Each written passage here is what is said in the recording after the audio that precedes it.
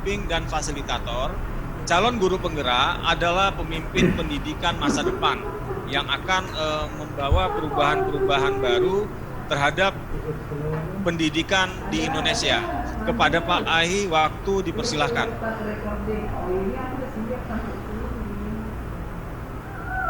Oke, selamat siang semuanya. Assalamualaikum warahmatullahi wabarakatuh. Salam sejahtera buat kita semua. Swastiastu, namo buddhaya, salam kebajikan. Rahayu. Bapak, Ibu semuanya, Ibu, Bapak semuanya, terima kasih telah ikut bersama-sama, terkhusus fasilitator kali ini Bapak. Maaf apabila ada ini, Pak Mahmud.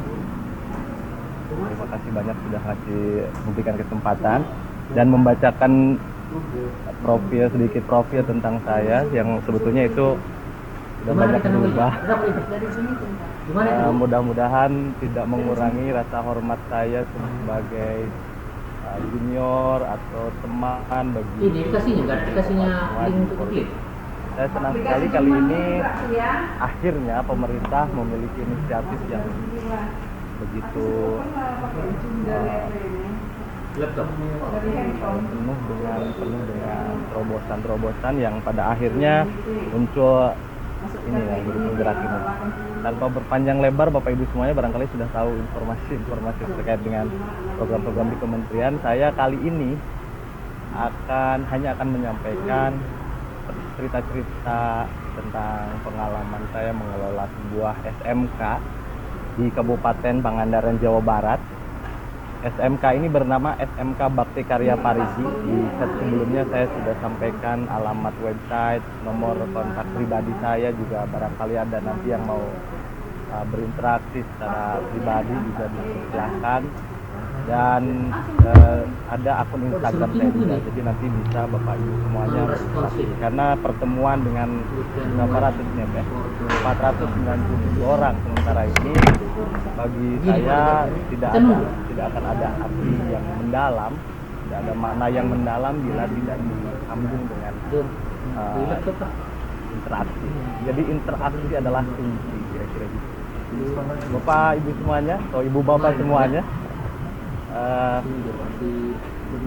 judul yang akan saya sampaikan ke saudara-saudara semuanya, maaf ini senior yang sudah dulu barangkali dan sudah sering mempraktekkan gagasan ini.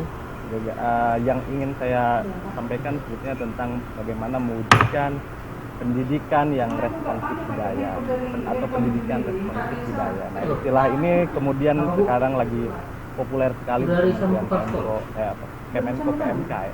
Udah dimasukkan ke dalam tadi. Di Kementerian Pendidikan, sebuah model pendidikan yang mengembalikan sekolah ke ibu kandungnya, yaitu kebudayaan. Jadi bagaimana caranya supaya sekolah tidak mengikis habis budaya yang melekat, yang sejatinya sudah melekat di setiap orang, setiap budaya. Udah diinstruksi kemarin, tapi minum lagi dia. Bapak Ibu semuanya, asumsi yang saya sampaikan saat ini adalah bahwa banyak problem-problem yang ada di sekolah yang itu bermula atau mengakibatkan ini masalah utama yang dimulai dari sekolah. Jadi sekolah ini asumsi sekolah ini sekarang ini berbahaya bagi kebudayaan. Nah, berbahaya kenapa? Formalisme yang ada di sekolah yang kadang-kadang terjebak dalam formalisme dan membuat aturan-aturan di sekolah kadang-kadang mengabaikan tradisi-tradisi di lingkungan sekitar sekolah.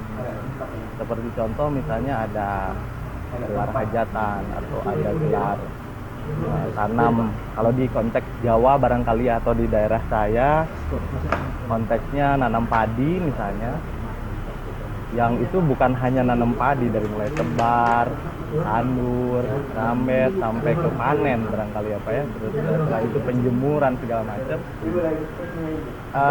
Siswa-siswa sekolah dari kelas 1 SD sampai kelas 3 SMA itu kadang nggak punya kesempatan untuk mengikuti itu lantaran harus absen di sekolah. Nah, ini problem-problem yang saya temui selama ini saat mengelola sekolah dan mengidentifikasi kenapa siswa-siswa itu nggak pada paham misalnya dengan pranata mangsa, dengan value-value yang ada di masyarakat setempat sekolah itu. Nah, ini yang menjadi keprihatinan kita. Contoh lain misalnya ada orang yang hajatan itu, karena orang hajatan itu kan Pak nggak bisa asal sembarangan di kampung, di daerah-daerah itu ada hitungannya berdasarkan kesepakatan, misalnya hajatnya hari Senin gitu. Sementara hari Senin anak siswa ini harus sekolah. Pada akhirnya tradisi di sekitaran hajatan itu nggak bisa dia ikuti. Misalnya jam 2 malam bikin dodol kayak gitu. Atau ini konteksnya macam-macam ya, karena yang hadir di sini sudah masih beragam. Ini mungkin tidak berlaku di beberapa daerah, tetapi umumnya di daerah-daerah itu punya ritual-ritual khusus. Dan rata-rata sekolah, sudah banyak kok sekolah yang melakukan ini, tapi rata-rata sekolah itu tidak mampu fleksibel dengan agenda-agenda seperti ini. Akhirnya siswa-siswa tidak mampu juga berinteraksi dengan lingkungan warga sekitar, lalu membuat dodol aja tidak bisa gitu. Ujung-ujungnya pada saat dia sudah lulus sekolah, sudah S1, mau balik kampung, ngajakin tetangganya saja malu karena ikutan gotong royong. Setelah itu ya supaya cepat nikahannya jangan sampai nggak jadi, misalnya akhirnya beli makanan. Nah, memang negeri ini nggak akan kurang makan kalau nggak ada yang jadi petani misalnya. Tetapi kalau mengandalkan pangan dari luar atau impor, yaitu sama saja dengan kita nggak punya kepribadian yang serius gitu kan. Dan disitulah sebetulnya substansi dari sekolah responsif budaya untuk mengembalikan apa yang ada yang melekat di tubuh kita, bahkan kita jangan sampai itu dibuang percuma atau bahkan dianggap bukan hal yang membanggakan, bukan hal yang harus dijaga. Bahasa-bahasa yang bahasa ibu gitu, bahasa daerah yang digunakan jangan sampai itu menjadi bahasa-bahasa yang tidak lagi digunakan lantaran itu tidak berguna gitu atau tidak penting. Akhirnya kita mengadopsi bahasa-bahasa yang dari bahasa luar gitu, lebih bangga menggunakan bahasa dari luar yang sejatinya seperangkat kebudayaannya cukup lenyap seiring dengan lenyapnya bahasa. Jadi asumsi buruk saya terhadap sebuah praktek pendidikan sebetulnya ini kepentingannya bukan untuk mengkritisi hal yang sangat besar, tetapi justru untuk mengkritisi sekolah di mana saya selenggarakan, yaitu SMK Bakti Karya Parigi. Nah, Bapak Ibu semuanya, Ibu Bapak, saya juga tidak akan berlama-lama dalam menyampaikan pemaparan ini. Mohon izin untuk sedikit menunjukkan dari presentasi yang ya saya yakin tidak akan lama, jadi santai. Juga mudah-mudahan nanti mewujudkan pendidikan responsif budaya itu sebetulnya saya jalankan lewat program kelas multikultural, merayakan kebinekaan di sekolah. Nah, kelas multikultural ini sebuah program di SMK Bakti Karya Parigi. Kami jurusannya multimedia kalau jurusannya. Tetapi ini program kelas multikultural ini untuk mendekatkan siswa-siswa dari berbagai macam daerah, berbagai macam latar belakang, baik itu budaya, agama, etnis, ras, untuk bertemu bersama-sama di sekolah kami dan melakukan pembelajaran yang sebetulnya pembelajaran tidak terbatas ruang dan waktu juga di SMK Bakti Karya, dan mereka tinggal di Kampung Nusantara. Ibu Bapak semuanya bisa melengkapi informasi ini dengan searching di Google kelas multikultural atau Kampung Nusantara atau SMK Bakti Karya, atau nama saya juga bisa barangkali itu ada informasi yang lebih jauh dari itu. Tetapi konsep yang akan saya sampaikan sebetulnya apa dan kenapa kelas multikultural ini dijalankan. Nah, kelas multikultural sendiri sebetulnya by definition kami buat dari istilah multikulturalnya sendiri, bagaimana kita belajar menerima, mengapresiasi, memberi tempat dan melindungi keragaman, terutama keragaman yang ada di Indonesia. Nah, bagaimana keragaman ini dipahami bukan hanya sebatas sesuatu yang dianggap mengganggu pada akhirnya harus disamakan atau dibuat sama, tetapi keragaman ini justru harus diterima sebagai sebuah berkah, sebagai sebuah rahmat, sebagai pemberian fitrah dari Tuhan Yang Maha Kuasa, dan setelah itu dirayakan sama-sama, disyukuri begitu. Setelah itu diberi tempat, karena menerima tanpa memberi tempat itu nggak enak. Tempat di sini bisa spare, bisa space begitu, di pijakan segala macam, dan harus melindungi, karena kalau tidak dilindungi ya sama saja kita sedang membiarkan proses disrupsi kebudayaan terjadi gitu. Nah, dalam hal ini saya menyelenggarakan program ini dengan konsep sesuai dengan prinsip-prinsip di Undang-Undang Sisdiknas, pasal 4, bab 3 pasal 4. Nah, itu tentang prinsip pendidikan nasional. Itu kami referensinya dari sana, bahwa tidak boleh ada diskriminasi juga, terus menghargai kemajemukan dan lain-lain. Nah, kami terus terang sekolah ini digratiskan juga untuk tidak sampai membatasi akses, karena kalau di daerah kami yang paling mahal dalam melakukan menyelenggarakan sekolah itu sebetulnya bukan operasional sekolahnya, tapi justru operasional pribadi si siswa untuk belajar datang ke sekolah. Harus beli motor istilahnya kalau di daerah kami, terus makan siang, jajan dan lain sebagainya. Itu ternyata lebih memberatkan orang tua, makanya kami gratiskan. Makanya program ini diinisiasi secara gratis, diselenggarakan di SMK Bakti Karya dan terhubung dengan lingkungan masyarakat sekitar melalui konsep Kampung Nusantara.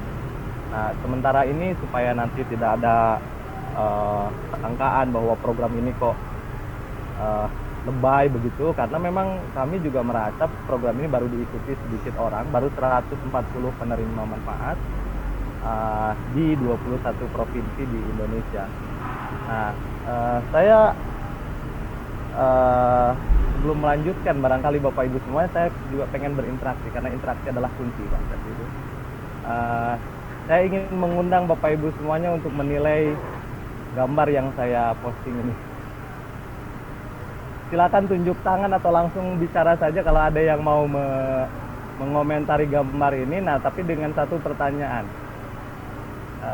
Kalau ada kuadran negatif di sisi kiri dan kuadran positif di sisi kanan, Udah. Terima kasih. di mana persepsi kita? Kira-kira gitu. Silakan Bapak Ibu semuanya, ada yang mau jawab atau di ini aja ya, di chat aja jawabnya ya. Silakan Bapak Ibu yang ingin menanggapi dengan raise hand dulu. Menanggapi gambar ini saja ya. Menanggapi gambar ya. Oke, ini banyak yang jawab nih. Terima kasih nih Bu Fitri. Siapa lagi nih? Aduh, cepet banget ternyata. Oke, semuanya akan berpikir asumsinya di kuadran kiri kan, negatif. Nah, oke, sudah. Yang sudah jawab sudah, barangkali ada yang ini. Tapi rata-rata mungkin akan berpikir negatif, karena apalagi di taman mau maghrib gitu ya, sore-sore, itu pasti pikiran kita itu sudah sangat pasti gitu. Inilah. Nah, tetapi ini bisa sangat berubah secara drastis bila mana kita nyebut ada satu kalimat saja, misalnya mereka adik kakak. Maka asumsi seperti ini akan buyar kan, dari negatif yang tadinya di sebelah kiri misalnya geser kan jadi netral gitu. Oh, ini bukan masalah karena adik kakak gitu. Jadi lagi apa gitu kan. Begitu kita kasih satu informasi lagi, misalnya tadi siang bapak ibunya itu baru saja kecelakaan dan enggak, maka yang tadi di kuadran negatif sekalipun itu udah pasti akan berarah ke kuadran yang Kalau positif. sekilas pandang kurang pas lah ya kan. Ilustrasi seperti ini bagi saya lumrah sekali dalam pendidikan kita, karena kebanyakan di dalam pendidikan yang kita pakai itu asumsi, bukan Kecuali ada yang kecil ya kan. kadang-kadang narasi yang dibangunnya itu narasi yang tidak menumbuhkan, narasi yang tidak menyuburkan, atau narasi yang tidak menggerakkan. Banyak sekali di sekolah saya temukan, bahkan menginventarisir sekitar 60 kasus cerita-cerita yang umum dan lumrah disampaikan oleh guru-guru, yang itu ternyata mengerdilkan, bahkan mengebiri, atau istilahnya bahkan membunuh potensi siswa. Satu di antaranya misalnya pada saat ada siswa yang sedang bertanya berkali-kali atas alasan kesetaraan atau kesetaraan misalnya, si guru udah kamu jangan nanya dulu, yang lain dulu. Nah, itu sebetulnya membunuh potensi, karena insight atau istilahnya ilham atau apalah, inspirasi untuk bertanya atau keberanian untuk bertanya bagi siswa, apalagi di siswa yang remaja ke dewasa nih, siswa yang bapak ibu semuanya kelola, itu kan lagi ini kan, lagi berapi-api. Begitu kita patahkan dengan ya udah ya, itu tuh sebetulnya sedang membunuh potensi siswa. Nah, asumsi-asumsi kita tuh kadang-kadang keliru memahami persoalan dan kurang informasi sehingga itu justru akan membunuh. Nah, sama hal kasusnya dengan isu keragaman. Kenapa tadi di awal saya ini refleksi budaya lewat kelas multikultural ini, barangkali ini nih, ini situasi di dalam kelas. Kadang-kadang kita selalu berasumsi siswa-siswa itu sama, atau keinginan kita semua siswa itu sama, diperlakukan secara sama gitu dengan guru-gurunya bahkan. Dan persamaan ini selalu dianggap sebuah hal yang biasa, padahal persamaan itu berbahaya. Di beberapa hal, bahkan di banyak hal, persamaan itu berbahaya. Jangankan orang sekelas atau pasukan di sekolah gitu. Itu 2 orang suami istri saja, misalnya toiletnya hanya 1 WC-nya. Terus pada saat yang bersamaan, di menit yang sama dan detik yang sama, semuanya pengen buang air besar dan itu tidak tertahankan misalnya. Itu persamaan itu malah bisa menjadi sumber konflik baru. Jadi sebetulnya tidak usah kita menginginkan persamaan. Yang kita perlukan itu adalah dan memahami keragaman atau memahami perbedaan, memahami kebinekaan. Itu justru yang harus dicari. Bukan malah berasumsi semua orang itu harus sama atau memang harus diperlakukan dengan cara yang sama. Nah, ini prinsip-prinsip seperti ini lumrah sekali dalam pendidikan, apalagi tadi saya nyimak tuh di obrolan sebelumnya. Ki Hajar Dewantara ini sangat menghargai urusan ini, tidak dipersamakan seperti itu. Walaupun ada beberapa hal mungkin yang barangkali masih perlu diperdebatkan, misalnya bagaimana menyamakan ya kalau seragam dan lain-lain sudah Bapak Ibu semuanya sudah pasti sudah sangat pasti. Nah, dan ini ke bawah sampai tua kalau nggak diubah. Prinsipnya seperti tadi kasus yang melihat cowok, cewek atau anak laki-laki dan perempuan berpelukan seperti itu kalau tidak diubah informasinya, itu akan selamanya sampai tua akan menganggap oh di taman itu suatu sore ada laki-laki dan perempuan dan kayaknya taman itu digunakan untuk hal yang macam-macam, kira-kira gitu. Jadi pentingnya kita untuk mengubah mindset di diri kita sendiri. Dan bahayanya kalau sudah punya mindset seperti itu, ketika ada siswa yang berbeda, kelihatan berbeda atau kelihatan menonjol bahkan, itu selalu jadi sasaran. Jadi sasaran, apakah itu jadi dianggap aneh, dianggap nyeliwang gitu ya, nyeleweng gitu, atau bahkan dianggap salah gitu. Nah, lalu apa yang kita lakukan nih ya, sebaiknya jadi guru, bagaimana kita harus mengubah mindset ini supaya mindset yang berbahaya ini diganti menjadi mindset yang lebih menghargai keragaman atau perspektif keragaman. Ya tentu jawabannya ya balik lagi ke budaya kan. Tapi untuk mengetahui level kebudayaan tertentu, kita harus mencerna dari masing-masing individu itu sebetulnya ada loh perbedaan gitu. Nah, dimulai dengan ini. Kalau setiap orang sudah memahami yang lainnya itu berbeda dengan dirinya, dan pada akhirnya dia sadar ternyata satu kelas itu beda. Bahkan dengan gurunya sekalipun beda. Persepsi seperti itu atau cara pandang seperti itu akan membukakan banyak hal. Jadi pintu gerbang dalam sekolah itu sebetulnya pintu gerbangnya ada di mindset. Ketika kita menyambut siswa dengan sukacita, dengan beragam perbedaan yang ada yang melekat di dalam diri siswa, itu yang membuat kita itu justru lebih happy, lebih enjoy kira-kira. Dan kita nggak panik. Nah, kalau cara pandang seperti ini digunakan dalam hal agama misalkan atau melihat simbol-simbol agama, ya biasa saja. Nah, banyak yang saya temui karena di mayoritas daerah kami itu Islam misalnya. Banyak orang yang takut dengan simbol-simbol seperti ini. Bahkan belakangan lagi populer banget kan itu di YouTube itu. Yang sangkut pautnya dengan bumi datar lah, dengan Illuminati lah segala macam. Itu sangat takut sekali dengan logo-logo seperti itu. Bahkan peristiwa-peristiwa yang tidak terrekonsiliasi, misalnya di daerah kami, dari daerah Tasik waktu itu ada pembakaran gereja segala macam, lihat salib itu alergi. Padahal biasa saja gitu. Dan ini konsekuensinya ke perilaku nanti. Perilakunya kalau itu sudah salah memahami identitas yang melekat ke diri seseorang. Begitu agamanya berbeda, musuh, awas, waspada. Awas. Nanti dia melakukan itu curiga yang dibangun. Dan ini yang membuat sistem pendidikan kita juga di sekolah kadang-kadang kalau kita punya direksi seperti ini justru mengajarkan secara tidak langsung, mengajarkan intoleransi, mengajarkan anti keberagaman, bahkan mengajarkan anti ideologi Pancasila misalnya. Nanti kita bahas ya. Nah ini yang justru menjadi tantangan kita, itu problem yang sangat serius, dan problemnya itu bukan problem fisik kelihatan bentuknya dan bisa diperbaiki kapan saja. Ini problemnya ada di dalam pikiran orang, di dalam mindset seseorang. Yang kalau ini tidak diperbaiki, itu tidak terkonfirmasi terus-terusan, itu justru sangat berbahaya, apalagi sampai membuat kebijakan-kebijakan yang justru kontradiktif. Nah, lalu apa yang kami lakukan di SMK Bakti Karya? Karena tadi asumsinya itu jangan sampai siswa-siswa ini punya cara pandang yang sempit, terus tidak terbuka pikirannya, takut dengan simbol yang lain, takut dengan keragaman dan lain sebagainya. Cara melakukan supaya siswa-siswa itu menjadi terbuka adalah dengan yang paling mudah dan paling murah adalah dengan mengembalikan sekolah sebisa mungkin ke dekat alam atau ke sedekat-dekatnya dengan kebudayaan. Jadi kami bikin acara yang fleksibel nih di sekolah. Setiap hari Sabtu bikin kelas profesi, siapapun bisa datang isi acara. Lalu di sekitaran sekolah kita tumbuhkan supaya suasana nuansa ekologinya itu terbangun, cara pandang yang ekologis terbangun.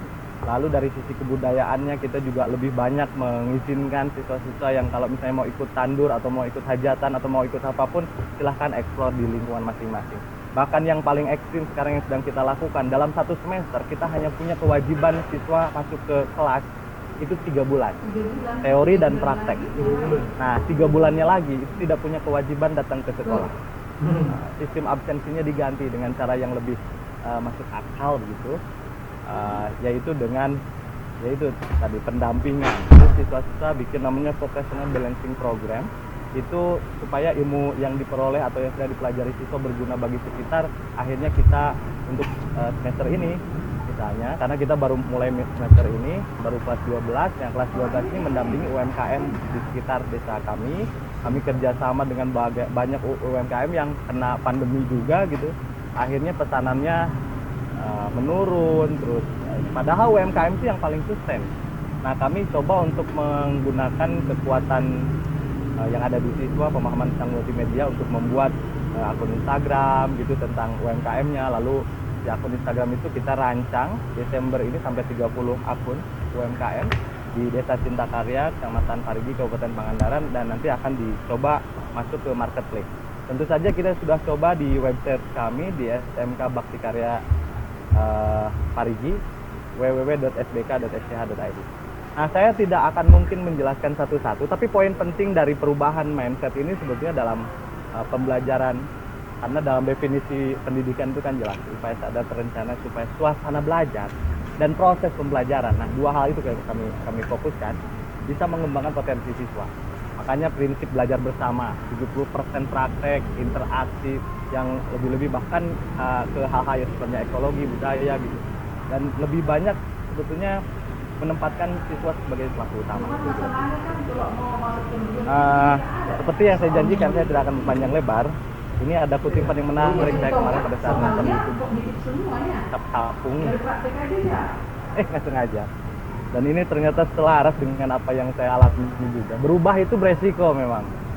Bapak Ibu semuanya sebagai calon guru penggerak, berubah itu beresiko. Apalagi yang diubah itu kan sistem di dalam sekolah dengan hierarki yang sudah sangat kolot gitu. Tapi tidak berubah itu lebih beresiko. Nah, ini cukup sekian saja sementara dari saya, Bapak Moderator. Mudah-mudahan ini bisa karena untuk menjelaskan hal seperti ini ke guru-guru sebetulnya saya tidak merasa tidak pantas, merasa belum pantas. Saya juga sedang belajar, apalagi background saya bukan sarjana pendidikan, dan saya nyemplung di sekolah juga guru sejak tahun 2013, tapi gurunya waktu itu belum diakui karena belum ada NUPTK kan. Tapi 2013 saya terlibat sebagai pendidik itu lebih fleksibel, bukan hanya guru dosen, tetapi pendidik. Dan saya menemukan bahwa ternyata yang paling penting dalam menawarkan atau mewujudkan pendidikan yang responsif budaya adalah persoalan komunikasi. Lagi-lagi persoalannya komunikasi. Bagaimana berkomunikasi sama penyelenggara sekolah, dengan lingkungan masyarakat, dengan siswa-siswa, dengan alam semesta sendiri yang bukan hanya tumbuhan dan hewan. Batu-batu pun beragam, batu-batu pun punya tempatnya sendiri. Nah, jangan sampai manusia seperti saya justru tercerabut dari keragaman yang sudah melekat di saya dan budaya yang sudah melekat di saya, karena melawan hukum seperti itu, misalnya kita mau kencing tapi ditahan-tahan, itu akan berbahaya. Kalau melepas apa yang sudah menempel di kita, dilepas-lepas, itu juga nanti berbahaya. Disitulah saya pikir kebudayaan Indonesia akan maju berkembang, artinya setara dengan kebudayaan lain, kalau mentalitas dan cara berpikir kitanya atau warga masyarakatnya terbuka dan bisa diubah atau bisa dibukakan sejak di sekolah. Jadi selamat berjuang kawan-kawan guru semuanya untuk juga bersuka cita mencari metode gaya komunikasi terbaik untuk mewujudkan pendidikan yang responsif terhadap budaya. Bukan hanya budaya lokal ya, tetapi budaya yang kita banyak banget suku nih, budaya Nusantara bahkan budaya dunia. Terima kasih Pak Moderator, mohon maaf. Terima kasih Pak Ai atas paparannya ya, sangat inspiratif dan menggugah kita semua. Sekarang kita